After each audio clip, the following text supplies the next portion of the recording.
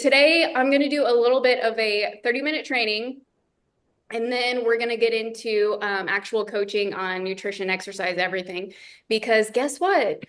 Summer bodies are made in the spring. So let's go. I'm so excited to get you guys in on a little bit of information that's going to help springboard those rockin' hot bodies for the summer. So we got to get everyone dialed in.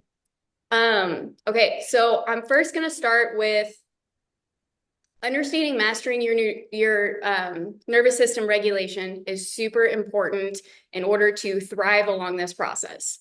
A lot of people think like, hey, I'm just going to eat healthy. I'm going to eat the same foods for 6 months. I'm not going to listen to my body. I'm not going to autocorrect, course correct, whatever it may be. I'm going to work out as hard as possible. Working harder is going to get me those shredded abs, all to find out that in the end, they are tired. They are stressed. They didn't get the results that they wanted. And we want to make sure you guys don't fall into that trap. So if you've ever felt exhausted after getting all this sleep, you're consistently getting 8 hours of sleep a night, but you just feel like your immune system is in distress, you're definitely going to get a lot out of this specific training. So what does our nervous system regulate? So it's going to regulate a magnitude of things, different things like stress, your ability to recover so you can keep hitting the gym over and over again, your energy levels, making sure that you have sustainable energy throughout the day, blood sugar scenarios, also regulating your digestion, and which is going to lead to your overall optimal health. So regulating your nervous system is going to consist of two main things. One is understanding your sympathetic nervous system and your parasympathetic nervous system. So your sympathetic is your fight or flight, which most people are living in. You have a busy schedule, you have so many things to tackle, and all of a sudden you get a random call that, oh, someone has a flat tire, a tractor broke down, something happened with work, I need to address this client immediately. We are living in that state so much. And when that weighs heavier than your parasympathetic nervous system, which is your rest and digest, if they are not on even playing fields and working as a yin and a yang, you will never be able to truly stabilize your nervous system. So I want to start off with just giving you a little bit more context on the parasympathetic nervous system. So this, and part of the 3 R's that Melissa has already trained you guys on, is going to coordinate with this. Because a lot of people are like, how do I know that I have an imbalance with sympathetic or parasympathetic? So I wrote down here, as you guys can see, this is C1, C7, T1, T12, L1, L5, S1, S4. Most of you guys will correlate that this is your spine. It is so easy to identify where we are having issues with our body when we look at the spine. So for someone who's starting on a health and wellness journey, I always highly recommend in the beginning, if you are finding that you can't find that balance with the nervous system, go to a chiropractor and find out where your problematic areas are. Most people have already been to the chiropractor and they're like, yep, I have a T4 issue every single time it's whacked out of place. So your sympathetic nervous system is going to run along the lines of anywhere from your C1 to your L5. So if you have issues in your spine, this is all going to be correlated with your parasympathetic nervous system. This is extremely important to understand because this is going to be specifically relevant to targeted organs controlling your digestion and your adrenal function. So your adrenals are super important to understand, is because that's your epinephrine, that is boosting your alertness, your cognitive function. It's sending signals from your spinal cord to all of your internal organs, such as your heart, your lungs, your muscles, your digestive tract, anything basically above your bladder.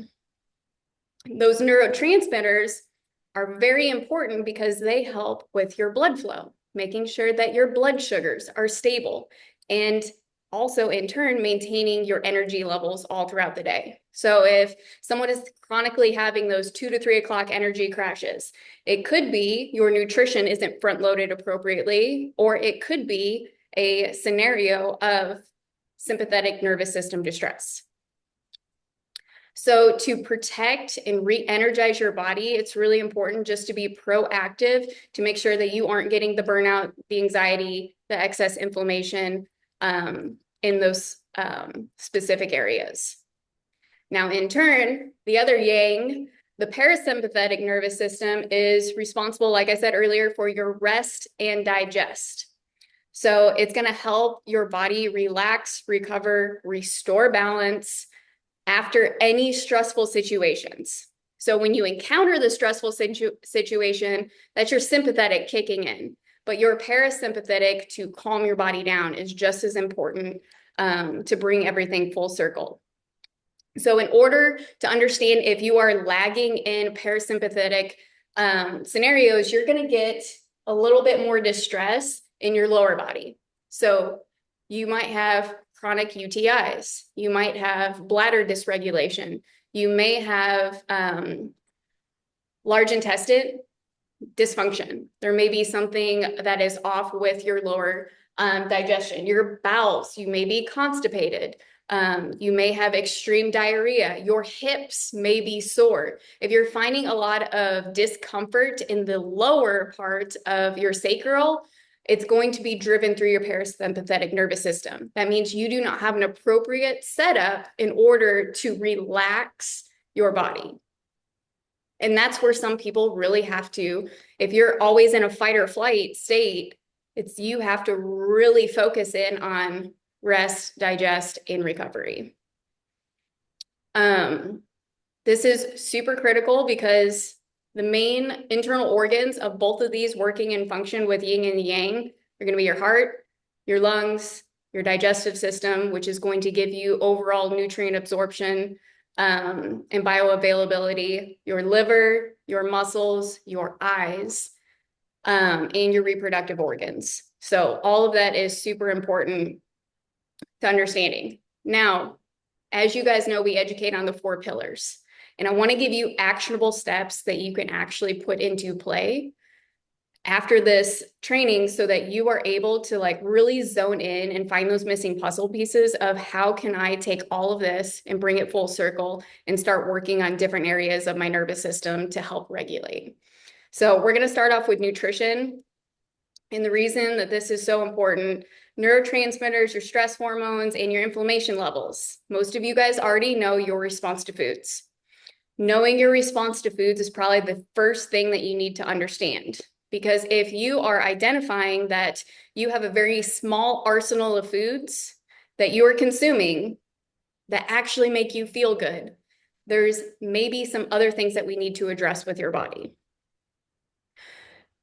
That is, how many of you guys, like, I just want you to raise your hand. How many of you guys feel like you have a very small list of foods that you can actually digest well? Hey, don't be shy. Don't be shy. Because I'll be honest, probably 12 days ago, steak was about the only thing that really made me feel good. Like I was firing on all cylinders. I was having a little resistance to certain carbs. I was having resistance to fats. Fats, I've had that for quite some time. And in a matter of 10 days, I was able to autocorrect, really focusing in on nervous system regulation. Mine was due to a foreign item that was in my body that I needed to extract so that I could bring in nutrient absorption. And part of that is replenishing what your body is truly needing for that nervous system regulation. So some key nutrients, and I want you guys to like pinpoint certain foods and start looking into micronutrients that you're consuming. If you are consuming steak, knowing all the different micronutrients that steak provides, is it giving you your essential nutrients throughout the day? Is there something that's lagging? Key nutrients, there's going to be 5 of them.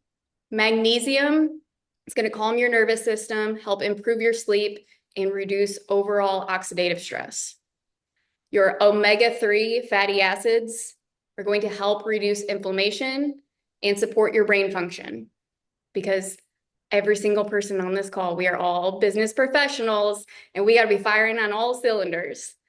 Third is your amino acids, which is your protein intake, and making sure that you have full chain of amino acids to help support those serotonin and dopamine levels, which are going to ultimately improve mood, motivation, all of that.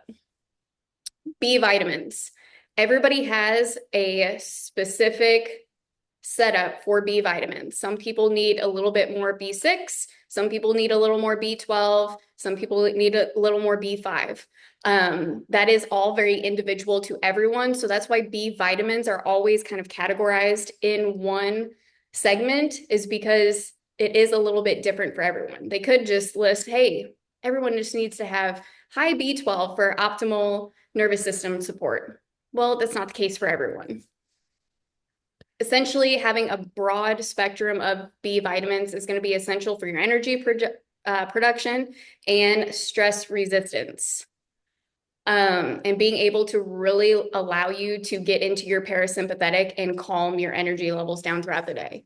Because I think some of us have already known what it's like to have super high energy and how to combat that. Sometimes there's some things that we're going to talk about later here in the training that are going to help you in those situations. Fifth thing is electrolytes. Sometimes people come to me not feeling well at all. And the solution is adding more salt to their diet, because for some reason society has demonized salt. But knowing electrolytes such as calcium, sodium, potassium, and then the first micronutrient that we talked to you about, magnesium. Those are going to be the 4 electrolytes that are going to help maintain the nerve signals to your body so that everything is functioning rapid fire. So I want to give you guys some actionable steps to walk away to where you can self-identify when your nutrition is going to be pivoting and how that can correspond with nervous system regulation. So how many of you are bored with your meal plan right now? Haley, love it. Okay, that is your body signaling a pivot. I want you to write down every food you're craving. It does not matter if it's listed as, quote, healthy or not healthy. Write down and be aware of every food that you're craving. There was one food that I was specifically craving for a month. And I was like, dang, I'm just not shaking it. It was chocolate every single time. And I'm not a chocolate person. I don't even like chocolate. But my body was like, every time I go to the grocery store, I would just find myself going to the chocolate aisle. I'm like, I'm here again. I really don't like, do I need this? So I started looking at other foods that I was starting to crave. They were all low in magnesium. It was my body naturally trying to throw me those red flags of like, hey, we like a little bit more magnesium. So I ended up giving in to like, I'm like, okay, great. I'm going to get chocolate. We'll see what happens here. They didn't have the brand that I normally get. So I got one with coconut sugar in it. And in historical past, I have not done well with coconut. But to my surprise, the chocolate is exactly what I needed. My body calmed down on cravings immediately. So I just do a couple squares a day and my body just gets that level of magnesium that it's needing. If you are finding yourself getting in those lulls with your dietary plan, or you find that foods are not tasting the same. I've had some people that were like, hey, I've always done chicken broccoli rice. For some reason, my broccoli smells or tastes foul. I don't know. It's the same brand. I don't know what's going on. When your taste buds start to change, again, that is your body pivoting and saying, there is either something in here we do not like, or there is probably a better nutrient that our body is scanning for. Mm-hmm. So being aware and writing all these things down is going to be great context for you to bring to these meetings to be like, hey, Callyn, I've been craving cupcakes. I don't even know what it is. It could be the baking soda and you have an acid level with too high of protein in your body. So there's a reason for everything. So I want you to write it down and bring it, and I can shed some light on some answers for you. As we are getting into people being more active outdoors, because let's be honest, the amazing sunshine. Everybody wants to be outside working. Hydration levels are going to change. You're going to notice your body is maybe going to be requiring, Haley, requiring more hydration. And listen to your body. Bring in that hydration because that will help you curb your hunger cues if anything is going on. Trace minerals are something that you could also add to your water if you feel like salt isn't enough to give you your overall minerals. We do have some people that do supplement with trace minerals. So that could be a route that if just water isn't tasting palatable for you, adding a couple drops of trace minerals to it could just enhance that palatability to where you're like, great, now I want to take that water in. Herbs and specific supplements. I get asked this all the time because a lot of people we start on, hey, no seasoning, because we just want you to learn your response to foods. As you start adding seasonings in, doing them a couple at a time or one at a time and seeing what your body's response is to it. For example, like someone, if they like a little heat, adding a little cayenne pepper, like add it on your meat, see how your body responds. And if you are completely fine, you're like, hey, I feel great. Maybe even gave you just a little bit more energy because it is a sugary seasoning. That will be the route that you need to go in the future to help regulate other things with your nervous system. So we don't want to demonize all seasonings, but it is a whole lot easier to learn your response to foods when you go seasoning free. I want you guys to feel comfortable and confident as we go into like summertime to start incorporating more herbs and seasonings in. Because there are certain things, if you try a seasoning and your whole body lights up in red with like red rashes, there may be an underlying cause that is attributed to that. So remember I said I went through a protocol where I had something removed from my body. I was the seasoning queen. I used to eat seasonings all the time. I used to sell a whole product line of seasonings. And then all of a sudden I stopped because I noticed having a lot of aversions to seasonings. A lot of the seasonings that were in my seasoning line were anti-parasitic. And when I eliminated those, my body felt calm because the parasites that were in me felt calm. When I went through the detox and the cleanse, I noticed that every time my body would light up red was when I would have those seasonings because it was irritating them. So upon extraction, I can have any seasoning now and I'm completely fine.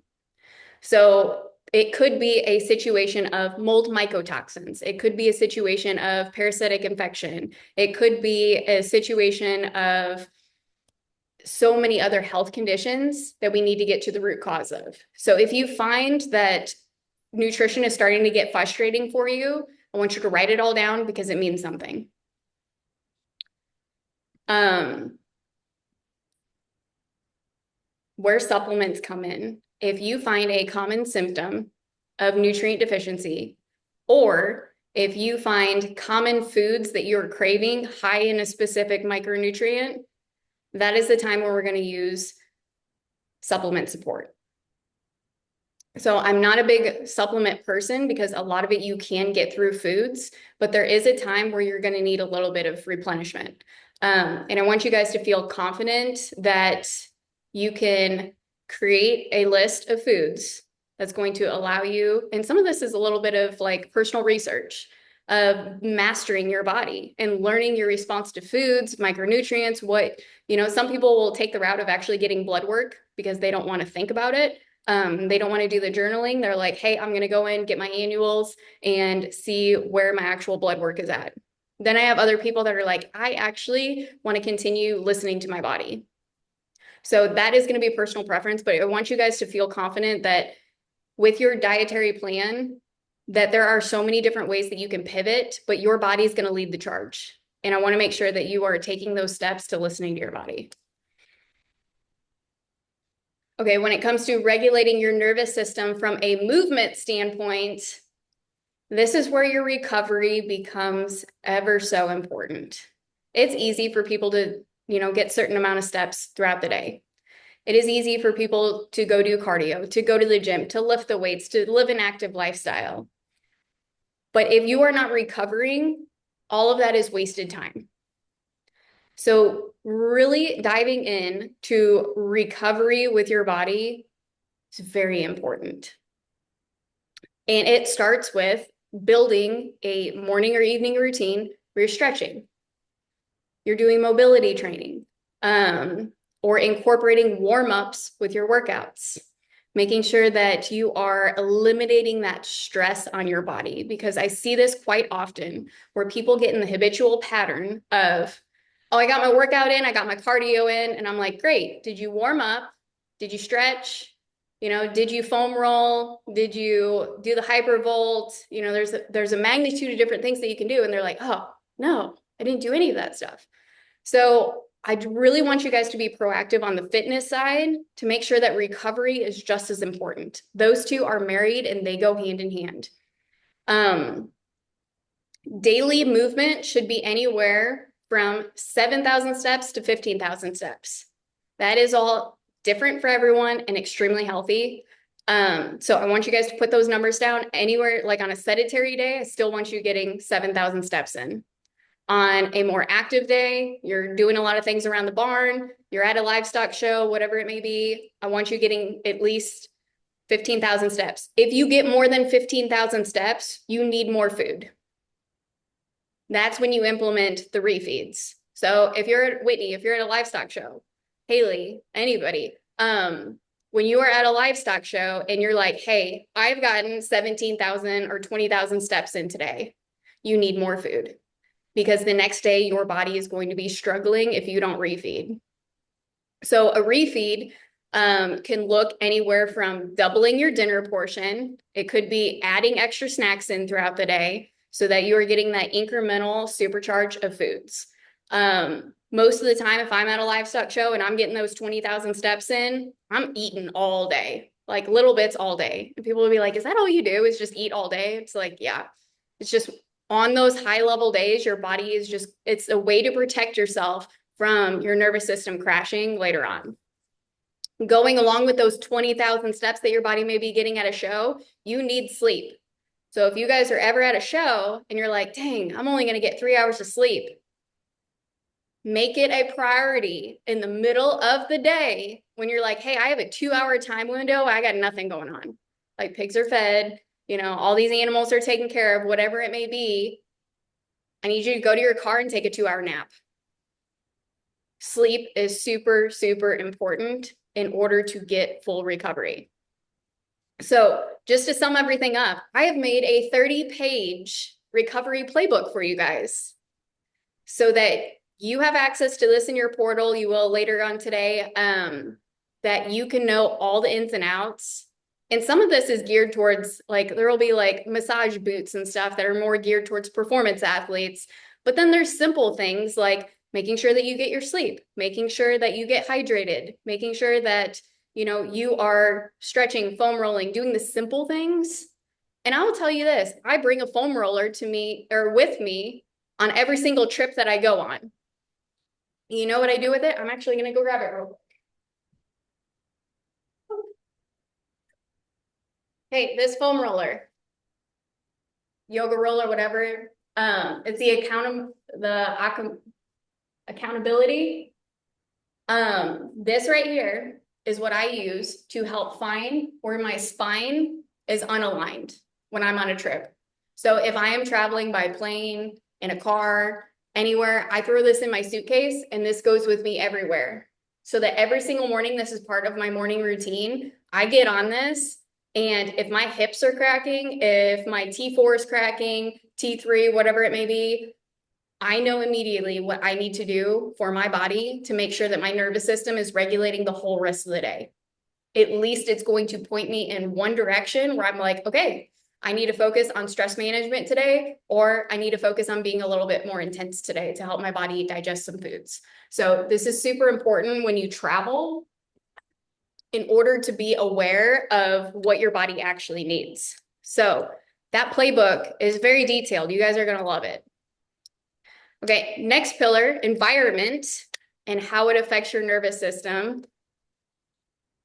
The way people socialize in the spring going into the summer is going to be extremely important, because if you guys notice, behaviorally, we start setting up like, ooh, summer's coming up. Like, I got to look at like World Pork Expo or like what summer vacations. And you start gravitating towards those friends that have a boat, that like to do fun things, that like to have, like a really, really good time this summer. And I want you to ask yourself, as those people start popping in your head, we always say we are a product of our environment, who we surround ourselves with. And ask yourself, are these people who I want to spend my summer with this summer? Now that I am changed, now that I am better, are they the type of people that are also bettering themselves? Or are they getting drunk every single week? I want you to just be aware of what your environmental tendencies are, because it could be something, a correlation of the past, of you like remembering every summer, you would do every summer with XYZ. And now that you have changed, do those people still align with your goals? Because you will start surfacing so many things that it's like, wow, yeah, these two people are still in alignment. They have grown with me. Like they have done their own personal development. But these three people, I don't think are going to serve me very, very well in terms of my environment. I just want you to do environmental assessments with the people around you as we look into summer, because are they going to be people that like you travel to shows and they're going to be like, hey, we're staying at the same hotel. Do you want to go to the gym together? Or are they going to be the same, or the people that are going to be like, hey, we're drinking beers. Do you want to sit and hang out with us till like 11 o'clock tonight at the fairgrounds? And then we're not going to get any sleep. And then we're going to get up and we're going to roll the next morning. I think you guys know exactly what I'm talking about. But making sure that you are surrounding yourselves with people who are wanting to better not only their bodies, their businesses, their ability to perform at livestock shows, like everything, like that is super important.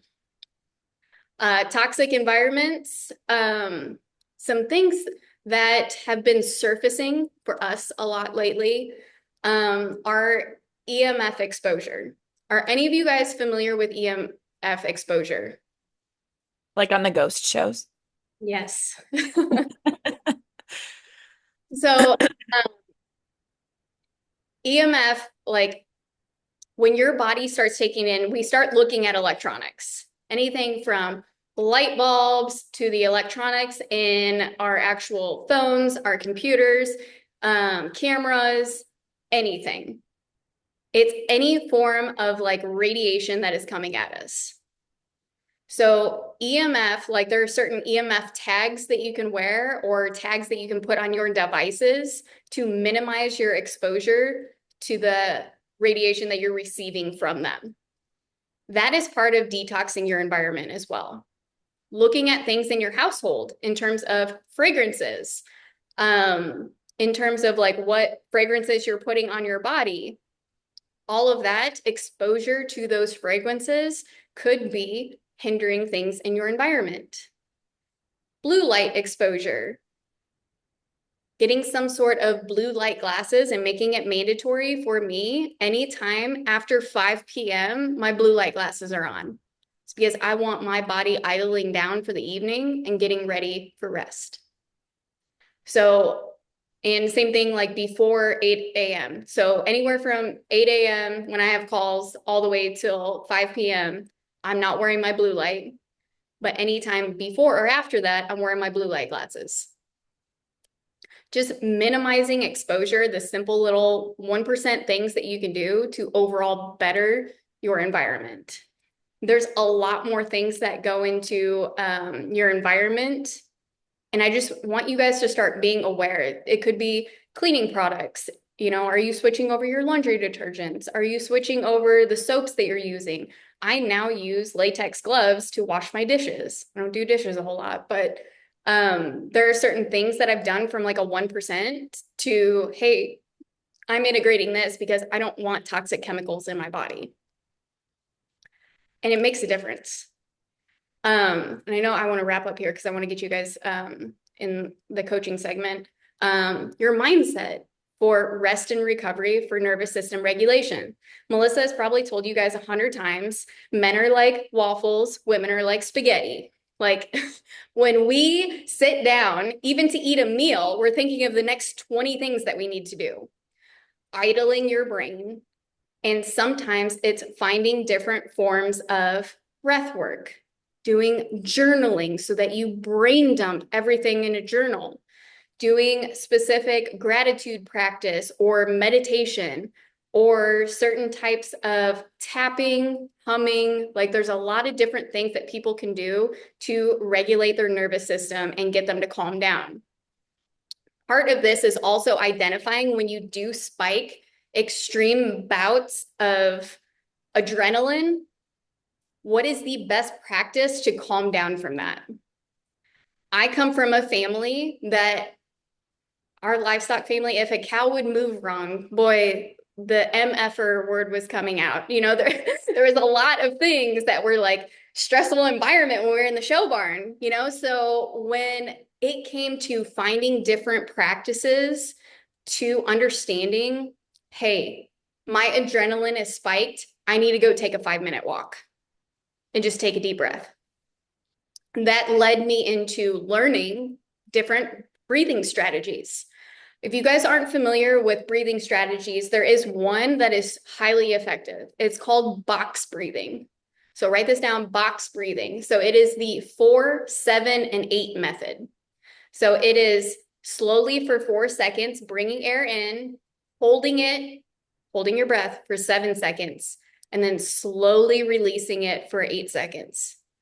This is going to be an extreme route that if you can't calm your adrenaline by just taking a walk, using specific breathing methods are really going to help you calm down. The one thing that we are noticing is if you can't calm down your mindset, it affects your GI tract. It affects your ability to digest foods. And we see this commonly with clients where they're like, hey, I haven't changed anything. And it's like, great. Was there something stressful that you had a stressful conversation with someone, like an ex-husband, or, was there like just someone in your life that you really didn't want to talk to and you had to have a hard conversation? Or was it a situation where work, something extremely aggressive and stressful happened? And one client was like, yeah, both of those happened. She had diarrhea the entire day and she had changed nothing with her meal plan. So your ability to control your emotions in utilizing that mindset practice of like, great, when I do spike adrenaline, I need to have, sympathetic nervous system, parasympathetic. You got to bring them back into balance to stabilize that nervous system. There are certain forms of tapping that are highly effective. And a lot of the times we coordinate that with childhood. If you were the type, and I would ask your moms about this, if you needed to be touched and calmed in order to stop crying when you were a baby, or like if like hugs were very, very meaningful to you when you were a child, a lot of the time people tap you when they're hugging you. So really zoning in on those tapping areas can be very conducive to stabilizing those adrenaline situations. Okay. How many of you guys have practiced breath work? Period. Haley? Okay. And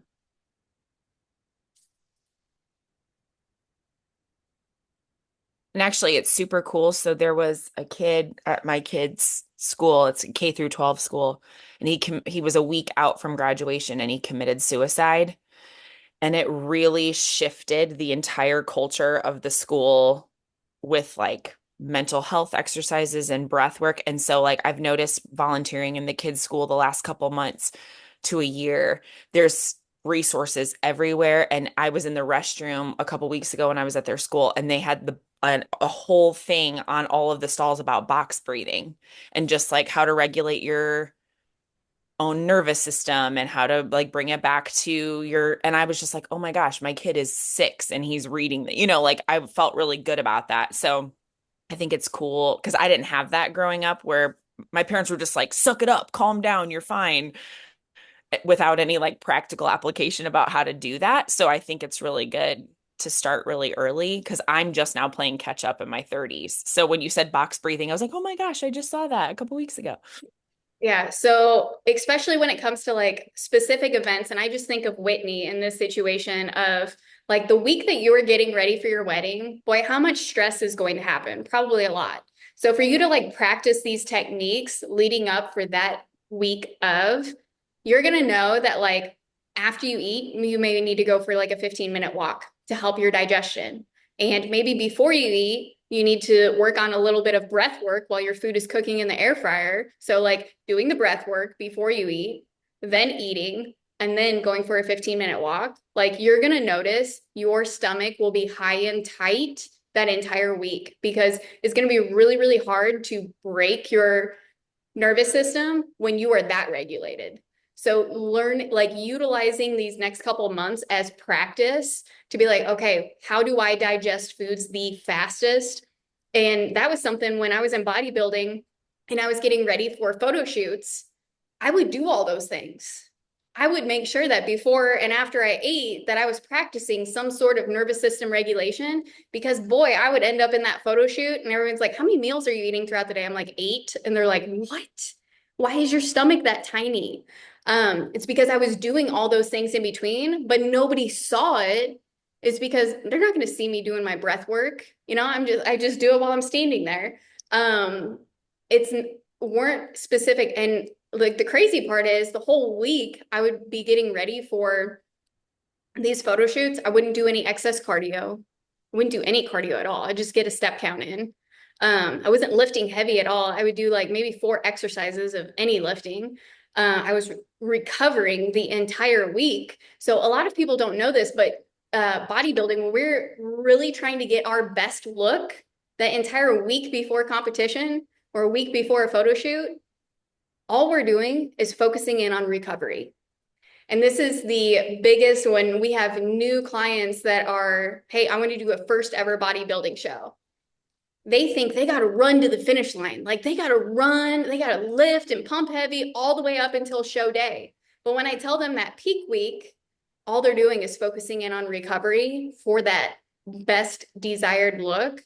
They're like, oh my gosh, it surfaces how much your nervous system regulation really allows your body to look in its best physical form. Okay. With Dawson, I didn't learn this until, he started with his gastroparesis and stuff like that. And I didn't even know that GI psychology was a thing until we started going to Riley.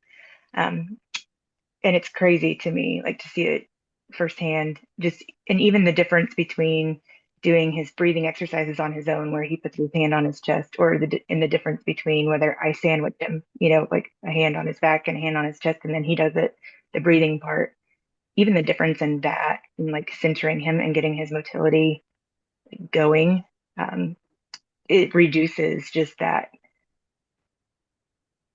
constant regurgitation for him.